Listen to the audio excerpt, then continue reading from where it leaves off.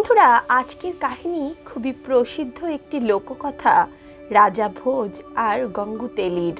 বন্ধুরা, এই কাহিনী খুবই জ্ঞানবর্ধক একটি কাহিনী। আমি আশা করছি আপনাদের এই কাহিনী খুবই পছন্দ হবে। রাজা ভোজ একজন ন্যায়প্রিয় রাজা ছিলেন। তিনি তার প্রজাদেরকে পুত্রের সমান স্নেহ করতেন। তার দরবারে অনেক বিদ্বান লোক বাস করতেন। অপরদিকে রাজা ভোজ মিথ্যাবাদী এবং ধূর্ত ব্যক্তিদের থেকে দূরে থাকতেন। রাজা ভোজকে তার সভাসদেরা এবং তার প্রজারা দেবতার সমান পুজো করতেন এবং তার জয় জয়কার করতেন। রাজা ভোজ নিজের প্রজাদের দুঃখ দুর্দশা দূর করার জন্যে এবং তাদের দুঃখ জানার জন্যে রাত্রে বেশ বদল করে ঘুরে বেড়াতেন। এর ফলে তিনি তার রাজ্যের প্রজাদের সুখ দুঃখের কথা ভালোভাবেই জানতে পারতেন। একদিন রাত্রেবেলা রাজা ভোজ একটি গরিব ব্রাহ্মণের বাড়ির সামনে দিয়ে যাচ্ছিলেন। তখনই ব্রাহ্মণের সেই ছোট্ট কুঠিরের দিকে তার নজর পড়ল। ব্রাহ্মণের ঘরে একটি ছোট্ট প্রদীপ জ্বলছিল। সেই ব্রাহ্মণ তার ব্রাহ্মণীকে বলছিলেন, আমি এখন অনেক বৃদ্ধ হয়ে গেছি। আমার শরীরে আর আগের মতো শক্তি নেই যে আমি আমার যজমানদের গৃহে গিয়ে পূজা অর্চনা করতে পারি। এছাড়াও আমাদের তো কোনো সন্তানই নেই যে আমাদেরকে উপার্জন করে খাওয়াতে পারবে। এখন তো আমার কাছে একটাই রাস্তা রয়েছে যে আমি রাজার দরবারে যাই। তখন ব্রাহ্মণী বলতে লাগলো, ঠিক আছে স্বামী, আমি শুনেছি রাজা ভোজ খুবই দয়ালু একজন রাজা। তিনি অবশ্যই আমাদের সাহায্য করবেন। পরদিন সকাল হতে না হতেই সেই গরিব ব্রাহ্মণ রাজার দরবারে উপস্থিত হলেন। রাজামশাইয়ের অভিবাদন করে সেই ব্রাহ্মণ বলতে লাগলো, রাজামশাই, আমি 80 বছরের একজন বৃদ্ধ। আমার শরীরে আর আগের মতো ক্ষমতা নেই। আর এমন দরিদ্র এবং বৃদ্ধ অবস্থায় আমি নিজে অর্থ উপার্জন করতে পারছি না। বলা হয় বৃদ্ধ বয়সের সন্তান পিতামাতার সম্বল হয়, কিন্তু আমার কোনো সন্তানও নেই। এখন এমন পরিস্থিতিতে হে রাজন, আমি তো দুবেলা দুমুঠো খেতেও পারছি না। রাজামশাই তো ওই ব্রাহ্মণের দরিদ্রতার খবর রাত্রেই পেয়ে গেছিলেন। এরই কারণে রাজামশাই 100 স্বর্ণমুদ্রা সেই ব্রাহ্মণকে দিয়ে দিলেন। ব্রাহ্মণের কাছে এখন এত ধন সম্পত্তি চলে এসেছিল যে সে তার পরবর্তী জীবন সুখপূর্বক কাটাতে পারত। ব্রাহ্মণ খুবই আনন্দের সহিত নিজের গৃহে ফিরে আসলেন এবং একটি কাঠের সিন্দুকের মধ্যে ওই টাকাগুলি রেখে দিলেন। তারপর রাত্রে তারা ঘুমিয়ে পড়লেন। রাত্রে একটি বিচিত্র ঘটনা ঘটল।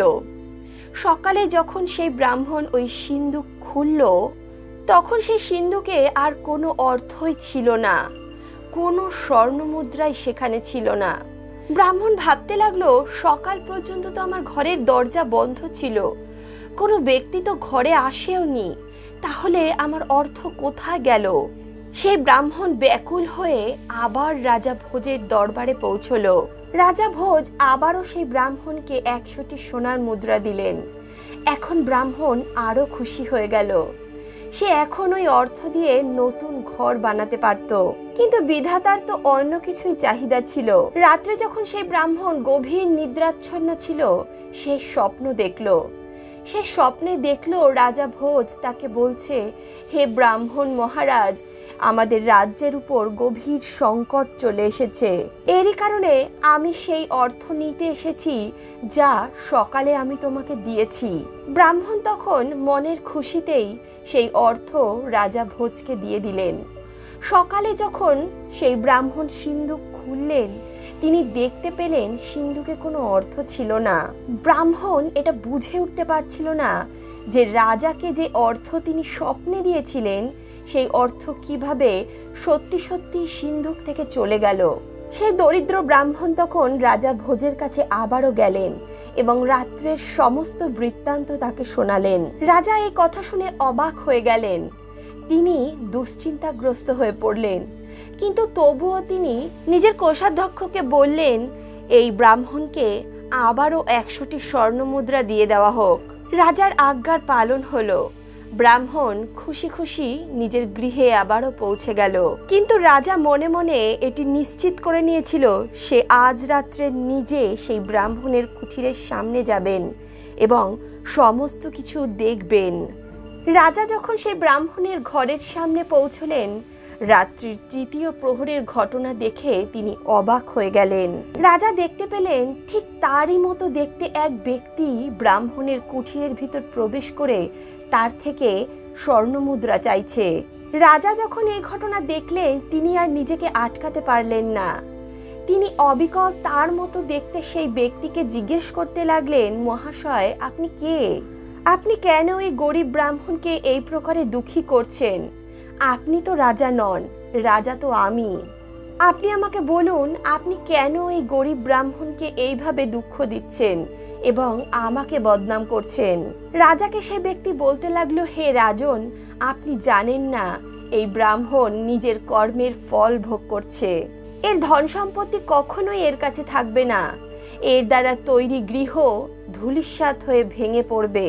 এই ব্রাহ্মণ এই অর্থের ব্যবহার করতে পারবে না, কারণ সুখ তো এর ভাগ্যেই নেই। হে রাজন, এই পৃথিবীতে জন্মানো প্রত্যেকটি ব্যক্তির তার কর্মের ফল ভোগ করতে হয়। এই ব্রাহ্মণের নির্ধনতা এর পূর্বের কৃত কর্মের ফল। রাজা ভোজ তখন বলতে লাগলেন, মহাশয়, এতে কোনো সন্দেহ নেই যে আপনি ঠিক কথা বলছেন, কিন্তু আপনি একে দণ্ড দেবেন না। এর কর্মের দণ্ড আমি ভোগ করতে রাজি আছি। রাজা সেই ব্যক্তির কাছে অনেকভাবে অনুনয় বিনয় করলেন। সেই ব্যক্তি তখন রাজাকে বলতে লাগলেন, বিধাতার লেখন সবাইকে ভোগ করতে হয়। নিয়তি যা লিখে দিয়েছে, যে দণ্ড নিয়তি আমাদের কপালে লিখেছে, তা তো আমাদের ভোগ করতেই হবে। মানুষ নিজের কর্ম এবং ভাগ্যের গোলাম। তোমারও তোমার কর্মের ফল ভোগ করতে হবে, এতে কোনো সন্দেহ নেই। এই পৃথিবীতে সকলকে প্রকৃতির সঙ্গে লড়তে হয়, অথবা প্রকৃতি প্রত্যেকটি ব্যক্তিকে শুভ এবং অশুভ ফল প্রদান করে থাকে। কর্মের খেলা বড়ই বিচিত্র। এমন কথা বলে সেই ব্যক্তি সেখান থেকে অদৃশ্য হয়ে গেল। কিছুদিন পর রাজা নিজের সবথেকে প্রিয় ঘোড়াকে নিয়ে শিকারের উদ্দেশ্যে রওনা দিলেন। তার সঙ্গে তার সেনাবাহিনীও ছিল। সারা দিন শিকারের খোঁজ করতে করতে রাজা নিজের রাজ্যের সীমায় পৌঁছে গেলেন। রাজার সিপাহীরা অনেক দূরে দাঁড়িয়েছিলেন। তখনই সেই ঘোড়া অনেক উঁচু একটি পাহাড় থেকে লাফ দিয়ে দিল। রাজা ওই ঘোড়ার পিঠের থেকে পড়ে গেলেন এবং মাটিতে পড়ে মূর্ছিত হয়ে গেলেন। তিনি রক্তাক্ত অবস্থায় ছিলেন। ওনার মাথা থেকে ওনার মুকুটও পড়ে গেল। রাজার যখন জ্ঞান ফিরল, তিনি দেখলেন তিনি প্রতিবেশী রাজ্যের সেনাবাহিনী দ্বারা চার দিক থেকে ঘিরে রয়েছেন। সিপাহীরা রাজাকে জিজ্ঞেস করলেন, আপনি কে, কোথা থেকে এসেছেন? রাজার মুখ বন্ধ হয়ে গেছিল। তার মুখে কোনো উত্তর ছিল না। তিনি চুপ করেই রইলেন। রাজা যেহেতু কোনো কথাই বলতে পারছিলেন না, তাই সেই সৈন্যরা রাজাকে শত্রু মনে করে তাকে খুব মারপিট করলেন এবং তাকে নগরের বাইরে একটি ফাঁকা জায়গায় ফেলে দিলেন। সেই ফাঁকা জায়গা দিয়েই গঙ্গুতেলি নামের এক ব্যক্তি যাচ্ছিলেন। তিনি আহত রাজাকে উঠিয়ে নিজের গৃহে নিয়ে গেলেন। রাজার ভাগ্যের বিড়ম্বনায় রাজাকে গঙ্গুতেলির কাছে পৌঁছেছিল। গঙ্গুতেলি রাজাকে খুব যত্ন করলো এবং রাজাকে সুস্থ করে দিল। রাজার যখন জ্ঞান ফিরল, সে তার প্রাণদাতাকে দেখল, কিন্তু সে তো ততদিনে বোবা হয়ে গেছিল। সে কোনো কথাই বলতে পারছিল না। কিন্তু গঙ্গুতেলি রাজাকে দেখে বুঝতে পেরেছিল সে কোনো কুলীন ব্যক্তি। নিয়তির টানেই সে এখানে এসে পৌঁছেছে, আর নির্দোষ হওয়া সত্ত্বেও সে এইভাবে আহত হয়ে পড়েছে। কিছুদিন পর রাজা সম্পূর্ণভাবে সুস্থ হয়ে গেলেন। রাজা ভোজ এটাও জানতেন, যদি এই রাজ্যের রাজা তার সত্যতা জানেন, তাহলে তাকে শত্রু ভেবে বন্দী করে নেওয়া হবে। এই কারণেই রাজা ভোজ চুপ থাকলেন। গঙ্গুতেলি রাজাকে কলুর ঘানি টানতে বলে দিলেন। রাজা কোনো অভিযোগ না করে এই কাজটি করতে রাজি হয়ে গেল। কিন্তু হীরাকে যতই কয়লায় রেখে দেওয়া হোক, হীরা তো তার চমক দেখাবেই। আগুনের শিখা গভীর অন্ধকারেও চকচক করতে দেখা যায়। গঙ্গুতেলি যখন রাজার দীপ্তময় গরম দেখল, তিনি বুঝে গেলেন তার এই দাস কোনো সাধারণ ব্যক্তি নয়। রাজার তো নিজের জীবনদাতার ঋণ শোধ করতে হতো, তাই পুরোপুরি সুস্থ হয়ে যাওয়ার পরও তিনি কিচ্ছু বললেন না, চুপচাপ সমস্ত কাজ করে গেলেন। একদিন রাজা স্বভাববশত একটি গান গুনগুন করছিলেন। সেখানে তেল নিতে আসা সমস্ত ব্যক্তিরা রাজার গানটি শুনল। রাজার মধুর কণ্ঠ সবারই খুব পছন্দ হলো। তারপর থেকে যারাই তেল নিতে আসতো তারা বসে রাজার গান শুনতো। সেই দেশের রাজাও সঙ্গীত প্রেমী ছিলেন, তার রাজকুমারীরাও সঙ্গীতের শিক্ষা নিচ্ছিলেন। সেই রাজার দরবারে গান এবং নৃত্য হতো। গায়ক গায়িকাদের রাজা খুব ভালো পুরস্কারও দিতেন। একবার সেই রাজ্যের রাজসভায় একটি বিশাল সঙ্গীতের আয়োজন করা হলো। অনেক বড় বড় গায়িকেরা সেখানে নিজের সঙ্গীত প্রদর্শন করতে আসলেন। কোনোভাবে গঙ্গুতেলি নিজের দাস রাজা ভোজকে তৈরি করলেন এবং নির্ধারিত সময়ে সেই রাজ্যের রাজার কাছে পৌঁছে গেলেন। রাজা ভোজ তো একটি সাধারণ বস্ত্র পরেছিলেন, কিন্তু তার শরীর থেকে একটি দীপ্ত কান্তি ছড়াচ্ছিল। রাজসভায় অনেক বড় বড় গায়িকেরা গান শোনাচ্ছিল। সকলেই নিজের গানের প্রদর্শনী করছিল, কিন্তু রাজার মেয়ে বসুন্ধরা তখনও একটি ভালো গায়কের সন্ধান করছিলেন। শেষ পর্যন্ত কোনায় বসে থাকা গঙ্গুতেলি তার দাস রাজা ভোজকে গান গাওয়ার জন্য আদেশ করলেন। রাজা ভোজ তখন রাজসভায় সবাইকে প্রণাম করলেন এবং নিজের পরিচয় দিলেন গঙ্গুতেলির দাস হিসেবে। তারপর তিনি বীণা উঠালেন এবং গান শুরু করলেন। দরবারে বসা সমস্ত ব্যক্তিরা মন্ত্রমুগ্ধ হয়ে রাজার গান শুনছিলেন। চারদিক থেকে বাহ বাহ এই আওয়াজ আসতে লাগলো। রাজকুমারী চিৎকার করে বলতে লাগলো, মহান গায়ক, শ্রেষ্ঠ গায়ক। প্রথমবার রাজকুমারীর এইভাবে খোলা রাজসভায় চিৎকার করায় রাজা এবং সভাসদেরা খুবই অবাক হলেন। রাজকুমারী যেন রাজার আওয়াজে মন্ত্রমুগ্ধ হয়ে গেছিলেন। রাজকুমারী আবারও চিৎকার করে বলতে লাগলেন, এই হলো আমার গায়ক, এই হলো শ্রেষ্ঠ সঙ্গীতজ্ঞ। রাজা এটা বিশ্বাস করতে পারছিলেন না যে রাজকুমারী একজন সাধারণ ব্যক্তিকে আপন করে নেবেন। সেই সভায় কাউকে নিজের করে নেওয়ার অর্থ ছিল রাজকুমারীর জীবনসাথী হয়ে যাওয়া। রাজা তখন বলতে লাগলেন, বিনা বংশ পরিচয়ে তুমি এইভাবে কাউকে জীবনসাথী বানিয়ে নিতে পারো না, কারণ তুমি কোনো সাধারণ কন্যা নও, তুমি এই রাজ্যের রাজকুমারী। রাজকুমারী বলতে লাগলেন, হে পিতা, এই ব্যক্তি কোনো সাধারণ ব্যক্তি নয়, এই কুলীন বংশের কোনো রাজকুমার। আপনি পরীক্ষা করে দেখে নিন। রাজকুমারী পুরো বিশ্বাসের সঙ্গে রাজাকে এই উত্তর দিয়েছিলেন, কারণ রাজকুমারীর মন বলছিল যে এই গায়ক কোনো সাধারণ ব্যক্তি নয়। রাজা সিদ্ধরাজের দরবারে জ্ঞানী ব্যক্তিদের অভাব ছিল না। সেখানে 4 জ্ঞানী ব্যক্তি ছিলেন, ধর্মদেব, কর্মদেব, তপস্যাদেব এবং পুণ্যদেব বসেছিলেন।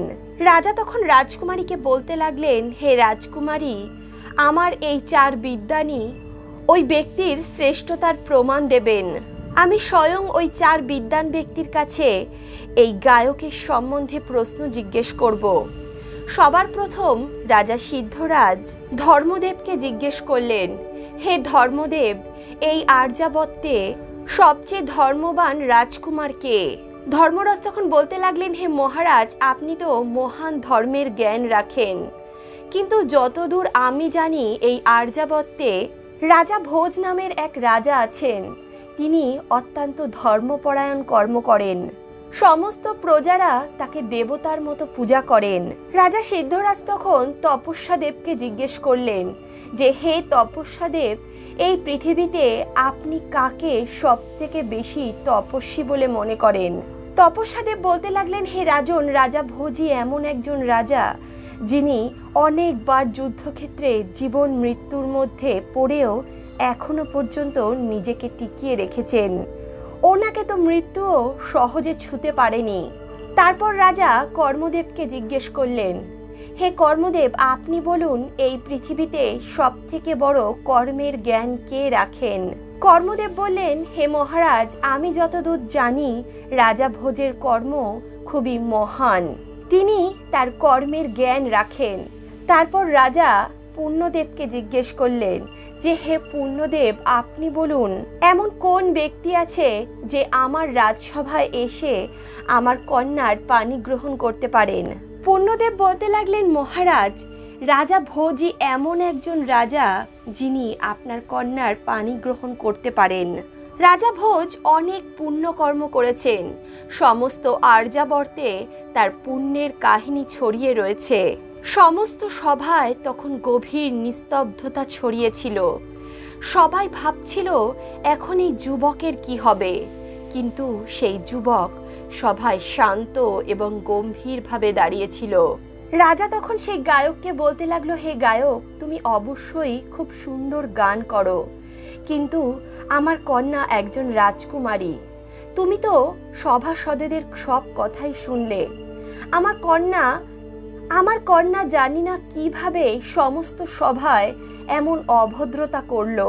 আমার কন্যা কেবল রাজা ভোজেরই অনুকূল।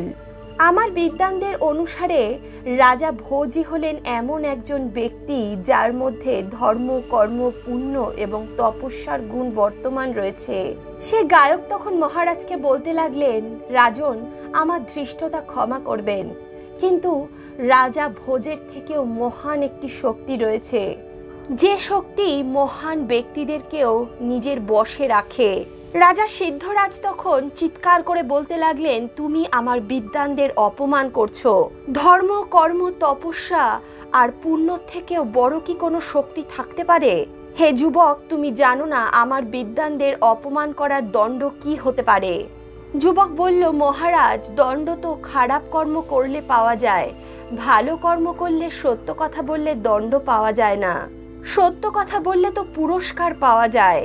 মহারাজ বলতে লাগলেন, কেমন পুরস্কারের কথা বলছো তুমি? তখন সেই যুবক বলল, মহারাজ, ধর্ম, কর্ম, তপস্যা এবং পুণ্যের থেকেও বড় একটি শক্তি রয়েছে, নিয়তি অথবা ভাগ্য। রাজা ভোজের মধ্যে এত গুণ থাকা সত্ত্বেও সে দুয়ারে দুয়ারে ঠোকর খেয়ে বেড়াচ্ছে। নিয়তি খুবই প্রবল হয়, নিয়তির লেখা বদলানো কারোর পক্ষে সম্ভব নয়। তখন রাজা সিদ্ধরাজ বলতে লাগলেন, তাহলে কি তুমি রাজা ভোজ? রাজা বলতে লাগলেন, হ্যাঁ মহারাজ, আমি রাজা ভোজ, আর এই সবই নিয়তির খেলা যে আজকে আমি আপনাদের সামনে রয়েছি। তারপর রাজা ভোজ সেই ব্রাহ্মণের এবং তার শিকার করার সমস্ত ঘটনাই শোনালো।